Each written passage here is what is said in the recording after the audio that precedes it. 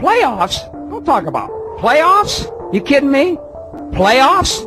I just hope we can win a game.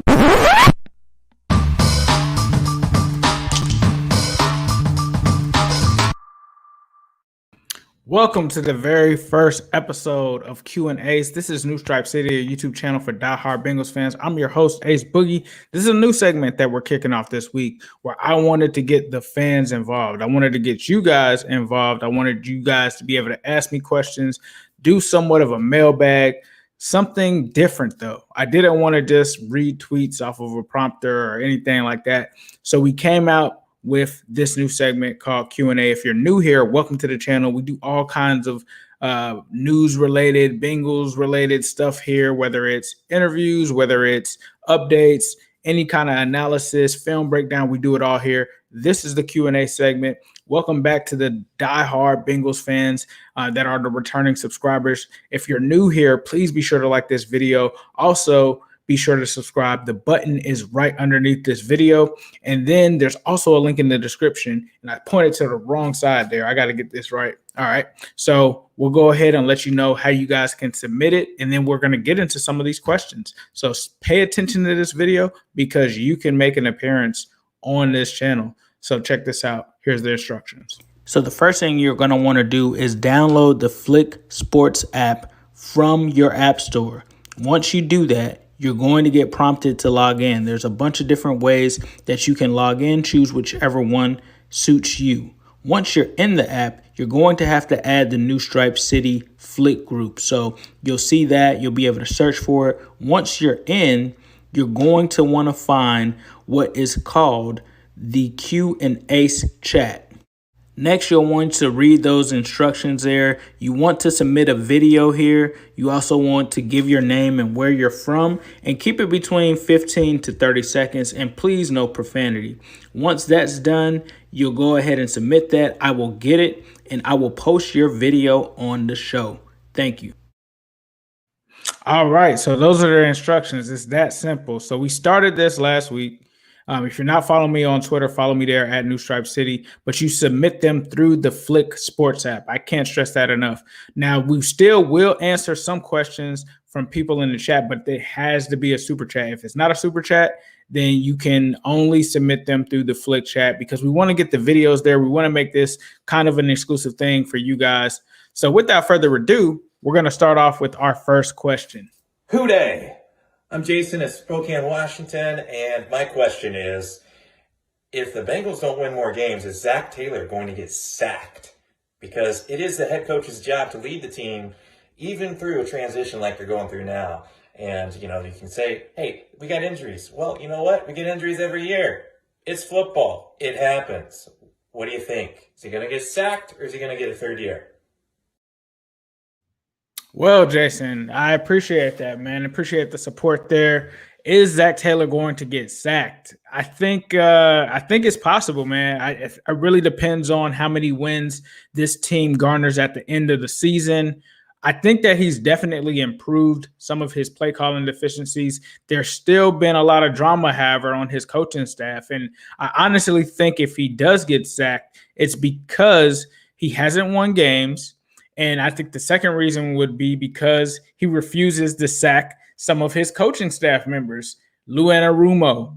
Also, you talk about Jim Turner. Those are two guys that probably should have been sacked, possibly even last year. So the fact that he hasn't done those changes and made those changes, I think could potentially cause him to get sacked. Now, if he wins maybe 7 games, I think that's the only way that he can, at the end of the season, save his job. If he does not win 7 games and he ends up, let's just say 5 and let's just say 27 or something like that, I think he's probably out of here. So we're going to get into another question. So far, we only had 2 video questions submitted there. So we're going to get into our second one. And like I said, there's some instructions at the beginning of this video, if you missed them, for how you can actually submit a question for this. And we're only going to answer super chat questions outside of the ones submitted in Flick. Now, Flick is free. If you get on there and you submit your video question there, it's completely free. You don't have to send me a super chat. So this is something that we're trying to do that's going to be new here and bring something different to it. So now we're going to go ahead and get into our second question of the day, and it's from my guy, Hunt 'em Down. Do you think if we had Trey Waynes, the season would be going a little bit differently because guys like LaShawn Sims, they're kind of like practice squad guys. So it seems that he's asking about would the season be different if Trey Waynes was a part of this season? I think that it definitely would help, right? Because we've had a lot of injuries there. You talk about Darius Phillips being injured. They're really decimated at that position, and it doesn't seem that Trey Waynes is coming back. But I have to agree with you, Hunt 'em Down. I think the season would be somewhat different for sure from that area, because at one point this secondary was one of the strengths. So if you were able to have a William Jackson III, a Trey Waynes, Jesse Bates, Mackenzie Alexander in the slot, I think it would be somewhat different. But I have to agree with you when you say like Sims and some of these other guys are practice squad guys. I think that you're on to something there when you say that. So with that said, I've got about 11 more questions from the Flick chat that I've been collecting from that Q&Ace chat. And like I said, if you want to submit some questions through there for free in terms of those video questions, you can do it there. There's also, if you don't want to be on video, that's also an option as well. But we want you guys to be on video. We really do encourage you to be on, and those ones are going to be more likely to be selected the more popular that this gets. But if you're here and you didn't have a chance to do that, you can get your question answered, but the only guarantee for it to be answered will be a super chat. So there's two options. There's a free option, and then there's a super chat option. And so we're going to get into some more of these Flick questions that came in via text. Damian writes in and he asks me, who's the best Bengals tight end since 2003? Tyler Eifert, Jermaine Gresham, or Reggie Kelly? For me, this was an easy one. It's got to be Tyler Eifert, because I think you look at the kind of guy that he was. I think it's very close between Eifert and Gresham, right? But you look at what Eifert did here, and Gresham never had a season like that. Like the one season that I believe Tyler Eifert had in 2015, I don't think that there was anything that Jermaine Gresham could put up aside from that or close to that. Now, Gresham was a great tight end. I think that he gets a bad rep from the fan base. A lot of people forget that Gresham himself was also a Pro Bowl tight end. But I think that I'm going to give the edge to Eifert. I think that Gresham is a better dual tight end when you're talking about blocking and you're also talking about receiving the ball and being physically gifted. But I think Eifert was just another level where he could kind of tap in and run routes like a receiver. And, essentially the only knock on Eifert was obviously he wasn't as durable as a Gresham or a Reggie Kelly. Reggie Kelly to me was just really a guy that was more so a blocker. And I remember when we got Reggie Kelly, because before that we had never had a notable tight end, and he came from the Atlanta Falcons where he played with Mike Vick. He was actually our first notable tight end, but it's night and day when you compare Gresham and Eifert to Reggie Kelly. So for me, it's Eifert, it's Gresham, and then it's Reggie Kelly in that order. So Landon is going to ask here, what are my thoughts on Xavier Williams? I think Xavier Williams is really just a guy. I don't think that he was someone that's going to, move the scale or tip the scale any other way, being that he was a guy that was released by the Patriots. And I'm not trying to hate on him or anything, but it's not like he's going to be able to replace a guy like DJ Reader or even a Josh Tupou. So I think he's not anything to write home about. He's just really a guy. He's solid, but that's about it. We have a funny question here from a guy by the name of Lou Anarumo in the Flick chat. And he asks, why does everyone want me fired? Well, Lou, I think the reason that everyone wants you fired is because the type of coaching style that you have, the lack of experience that you have, some of the scheme decisions that you've had. And I used to be a fan of yours, bro, but I cannot defend any of this stuff. I really used to like some of the stuff that Lou would run. And now this season, it's just been really ugly and it just has not worked. So I don't know if it's the scheme changes per se with trying to move more to that 3-4, which they started to do that last year anyway. I don't know what's going on. Got another question here. UBD How would you feel about the Bengals looking at former Cowboys defensive coordinator Chris Rickards to replace Lou? He's been unemployed this season, but was highly touted in the coaching cycle in 2018. I think that he would be a guy that you definitely could add to the staff, depending on what happens in this offseason. I wouldn't mind bringing him in as a positional coach, or if he is, a co-defensive coordinator with someone, why not bring him in? You have to wonder why he wasn't still with the Cowboys, but you also can look at the Cowboys defense and see that it's not much that they have over there. And I think I seem to remember this guy. I think I may actually trust him with the defensive coordinator position, but it depends, again, who's all out there. So, I think that I would definitely be open to it in terms of how I feel about it. Next question comes from Samurai of the Bengals. What about Dan Quinn as a Lou replacement? He was the defensive coordinator of the Legion of Boom. I really like that.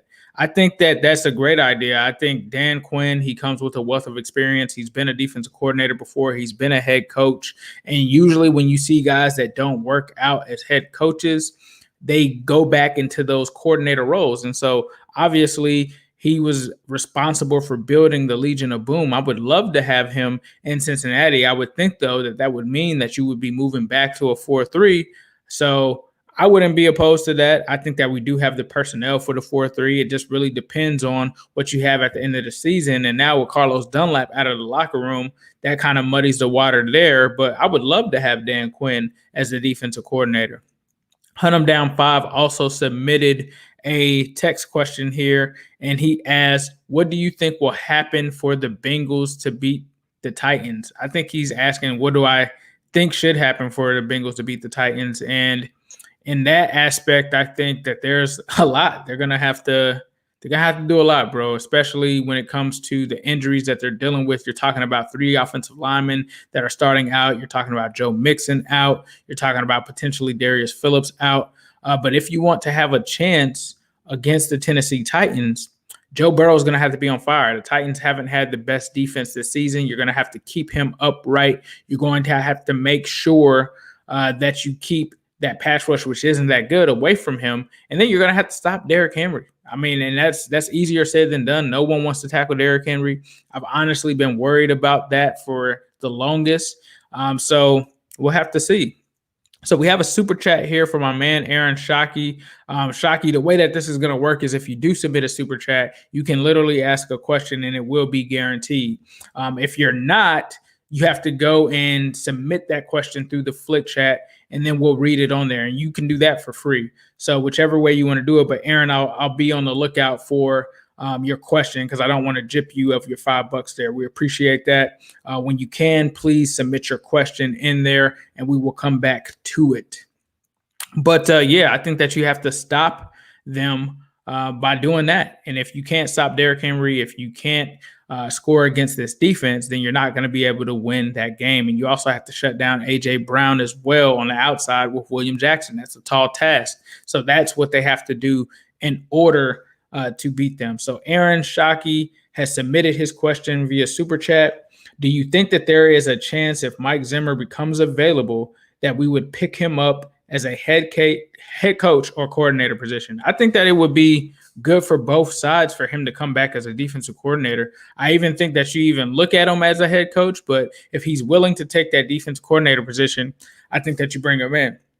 Head coach, I'd even still be good with it. I think we all know that we wanted Mike Zimmer here as the head coach. I mean, now we don't know what he would do in a head coaching role, and we've seen him have some success out there with Minnesota. I honestly, truly believe his downfall has been Kirk Cousins, and that's just me. I'm not trying to be biased or anything. I've never been a believer in Kirk Cousins. To me, Kirk Cousins equals Andy Dalton, and that's not a not a diss or anything like that, but he essentially is Andy Dalton. He's going to have guys around him that are going to raise the level. And when you don't have that, and you don't have the offensive line, and you don't have, great play calling, he's not going to be able to do anything. So if you bring in Mike Zimmer with a guy like Joe Burrow, that's cool. I think I would prefer defensive coordinator. And I say that because I would really love for Joe Burrow to have an offensive head coach that he can be on the same page with. Now, if that's just Zimmer, and it is what it is, I'm fine with that because we know that Zimmer's going to be able to give us a top 10 defense. Like he could take this personnel that we have now and make it a top 10 defense. And I'm not afraid to say that because I know how Mike Zimmer gets down. I know what he demands. I know what he can get out of guys. And I know how respected he is around this league. I would think that he would be open to that. The fact that he's familiar with the Brown family, familiar with this organization, familiar with some of the players when you talk about Geno Atkins and some of the guys that were here. Now, it is somewhat of a different locker room because a lot of those guys like Carlos Dunlap, Vontaze Burfict, and all of those guys, they're kind of gone now. But he is familiar with other guys like Trey Waynes, Mackenzie Alexander, if they do decide to bring those guys back. I don't know what kind of page they were on. I don't know if he wanted to keep them there. I would assume that a lot of those guys did like playing for Mike because he has been really good when it comes to the corner room. But, yeah, I definitely think that if he becomes available, his phone should be off the hook right there. So we have a second super chat here. By Jason Stolens. Appreciate that. Super chats are the only way that you can get guaranteed questions asked in this segment on YouTube. The only other way for free is using the Flick Sports app, joining the New Stripe City channel. There's a chat in there called Q&Ace. You can leave me a video question there. Make sure that you leave your name, your location, and give me your question. That's the way that you can do it for free. So this is something new that we're trying with this segment. As you saw earlier, we want to actually show you guys on the camera. And that's what I want to do and get you guys to participate and get you guys involved. So Jason Stallings asks, are you hearing anything about the Ross situation? I have not heard anything about the Ross situation. The last thing that I heard about Ross was before that game that he was active in the Colts game. They said that the only way that he would play is if there was an injury. So reading between the lines, just as a casual fan like you guys are, I would assume that he saw that Carlos Dunlap wanted to get out of here. And we've seen for weeks that Ross has had quote unquote injuries and illnesses, not even injuries, illnesses. And like I said before, I think he's just sick of this coaching staff and this situation in Cincinnati. So we'll have to see if he gets traded. The weird part was that they had him taking special team snaps, and then the next day he just wasn't at practice. So I'm not sure what's going on there. If I hear anything, I definitely will let you guys know. But yeah, I don't know. It's a weird thing with the Ross situation. So getting back into some of the other questions from Flick that we have here, we've got about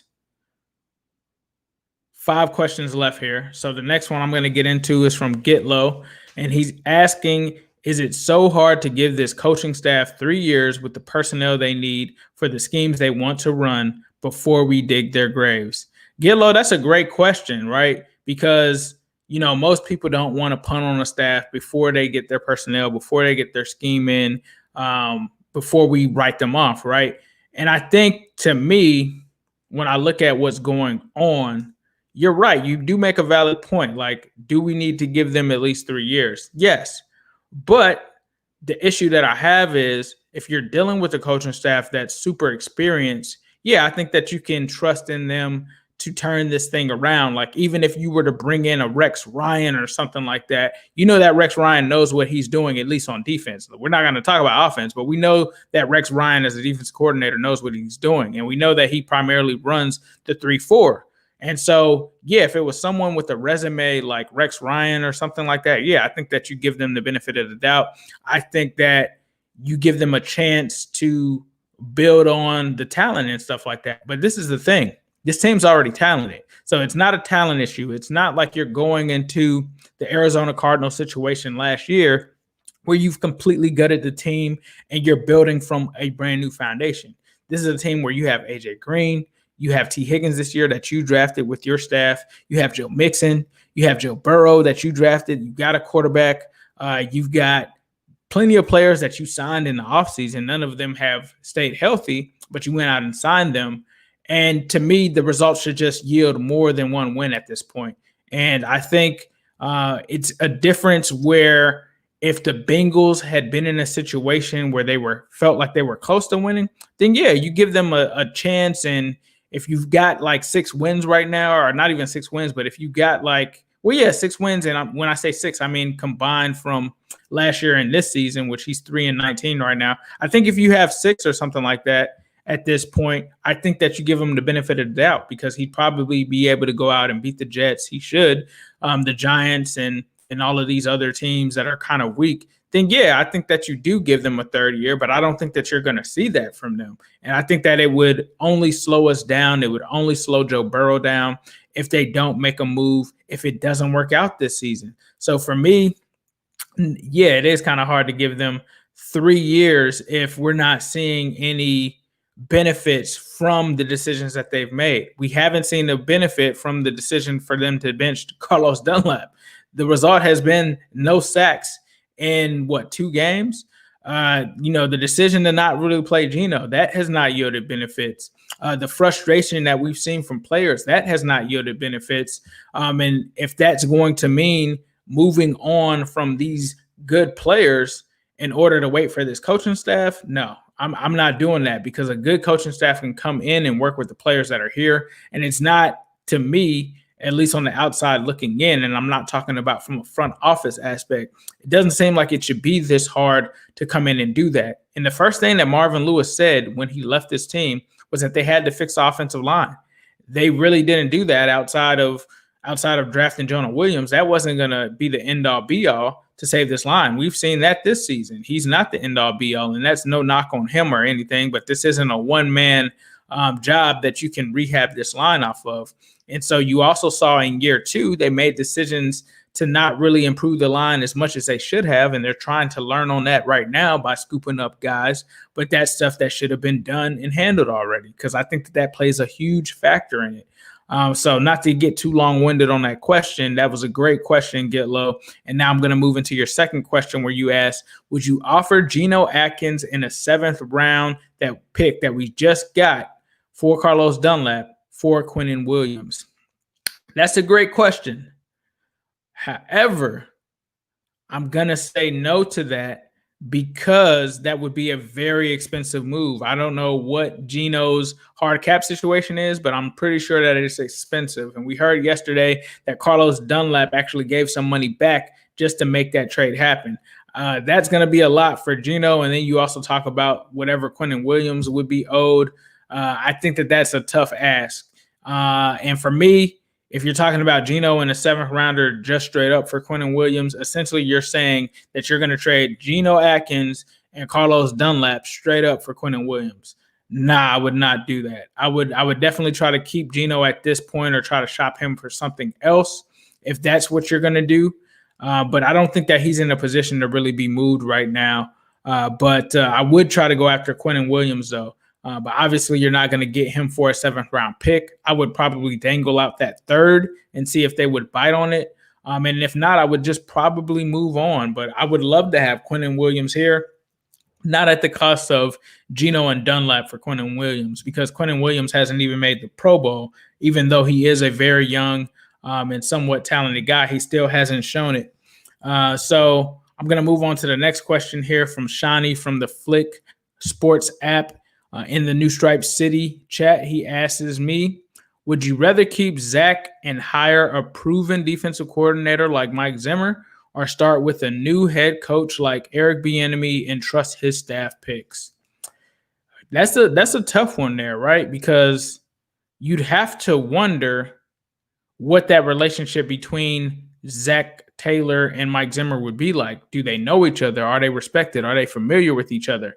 We don't know that. For Zac, I think that Zac isn't as experienced as Mike Zimmer. So would him and Zimmer butt heads? Would Zimmer feel like he's more established and he should be the head coach? That's something that you would want to avoid. And if Zac can't hire his own staff, that's also a weird situation for him to be in. It's almost sounds kind of like the Jason Garrett situation in Dallas in terms of that. So that would be a toxic situation that I would not want to have. So I think that, yeah, it would be cool if he had a proven defensive coordinator, but if that proven defensive coordinator like Zimmer has been a head coach, that could cause some issues, because I don't know what their relationship is. Now, if it's the total opposite and they're going to get along, and maybe I really wish, even if you had something like that, it's probably not a way that you can do a head coach demotion to offensive coordinator. I wouldn't mind having Zac as an offensive coordinator and Zimmer as a defensive coordinator, but honestly, that's not realistic. So Bieniemy, I would definitely like a new thing with Bieniemy because Bieniemy's bringing in a complete staff. And it's not just the defensive coordinator that Zach has that isn't as experienced as some other guys as well. So yeah, I would definitely trust a new head coach, and it doesn't have to specifically be Bieniemy, but if it is Bieniemy, yeah, I would definitely trust his staff picks with the connections that he has around the league. Him being a former Bengal player, bringing some culture here and getting some older players that are associated with the Bengals back on his coaching staff. I would love that. So I would trust Bieniemy to make the right picks, and he's on a staff and he's coming out of that Andy Reid coaching tree. So yeah, I would love for him to bring that over here or another coach. Lord Ja has a question here. He says, do you think Joe has a better or worse view of the organization and how it's run now than when he was drafted? I think he was told this. I think that he's just realizing some of the stuff that he was warned about has come true. And I have kind of heard that from certain circles that Carson kind of was like, I hate to say I told you so, but yeah, I told you so. So I think that he's just dealing with it, but I think that he feels that they can probably prevail. I think he does like Zac Taylor. I think that that's genuine.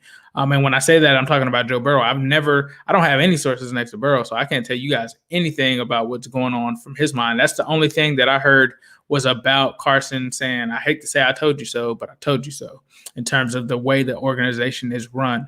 But they're doing things, as you guys have seen, to try to rectify that when it comes to him. So the offensive line, they went out and got 2 guys. I think that shows him that they're at least willing to try something there. Now, maybe they're going to have to build on that. They obviously wanted to keep Carlos Dunlap, but it was a situation where it was a coaching staff versus the front office. So I think that he definitely has that view, but hopefully they can go ahead and fix that, because right now it's looking like exactly what people told him. So just to let the fans know, this is a new segment that we're doing, Q&Ace. This is the first go round. Generally, how I want to handle these is have you guys come in, submit your video questions via the Flick Sports app. And if you do that, it really helps out this experience that we're going through. You can do that for free. All you have to do is download the Flick Sports app, join the New Stripe City group, submit me a question in the Q&Ace titled channel. Submit your video, make it 15 to 30 seconds. Tell us who you are, where you're from, and then submit your question. It's that easy, and you can do that for free. It doesn't cost you anything. The only other option for guaranteed questions to be answered in this form is to submit a super chat. If you don't have access to Flick, or you haven't got that and you're watching this live, since we go live, that's your only other way. So we've got one last question here, unless we get something in the super chat, and it's from Noah Daly. And he asked, this is a tough one right here, who is the best Bengals coach of all time? Goodness gracious. I mean, well, no, that's actually not too hard. But he asked, who's the best Bengals coach of all time? And do I think that Achilles Smith would have something if he had the right coaches? So before we get into the best Bengals coaches of all time, I think that we should talk about the Achilles Smith thing. Now, from what I've heard with talking to people that were close around that era, he didn't get a fair shake, it seems, or he doesn't believe that he had a fair shake. And, he didn't have the right coaches in place. And we all know what that can do when you don't have the right coaching in place. You don't have the belief in that room.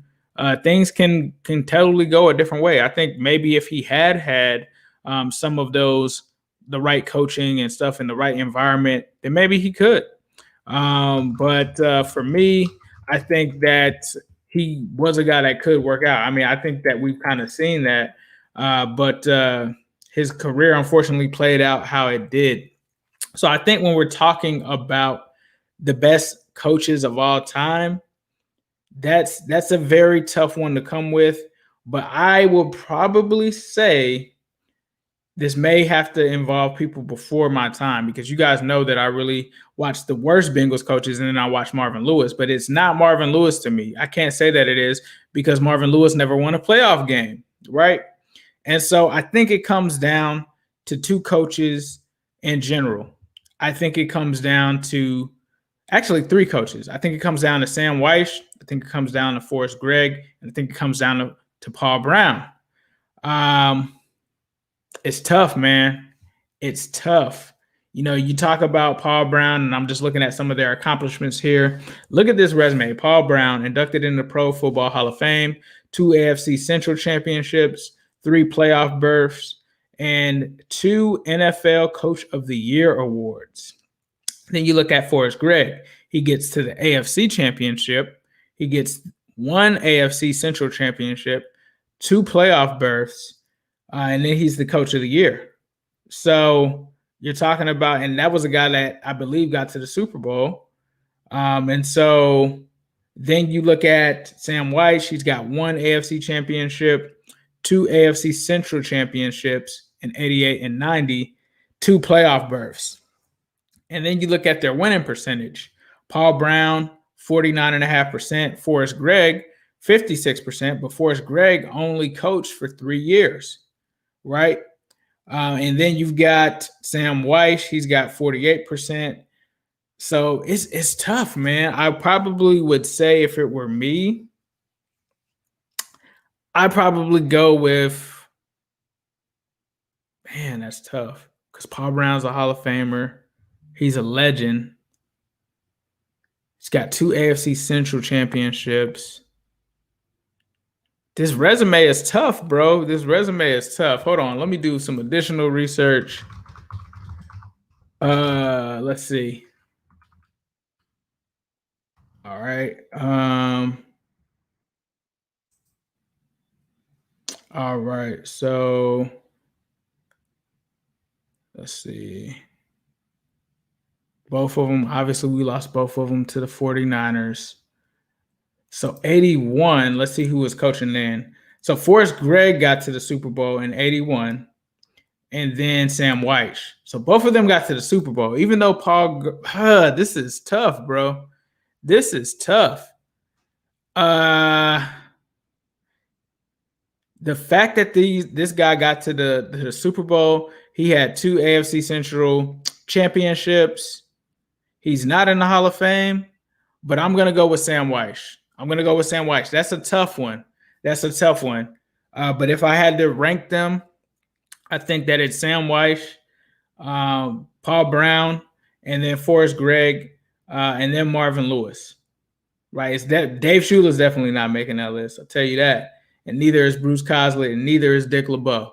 But Marvin, I think, changed the culture in Cincinnati from the 90s. So that has to play a role as well. I think that he's definitely on the Mount Rushmore when it comes to the Bengals coaches of all time, because he came in and he completely changed the culture. And yes, he came in and he had some winning seasons, but he never won a playoff game. So it's all hard there. And there were some factors going against him, because you got to think in 2005, that was a team that could have, possibly won a Super Bowl. And then you think 2015, if Andy Dalton doesn't break a thumb, it's tough, bro. It's tough because Marvin Lewis could be in that conversation for sure. And I think that those 2 were 2 years that they could have went to the Super Bowl. But you can't talk about coulda, shoulda, wouldas when it comes to people talking about the Hall of Fame, when it comes to people having these conversations. And that's why it's hard for me to go against putting Paul Brown there.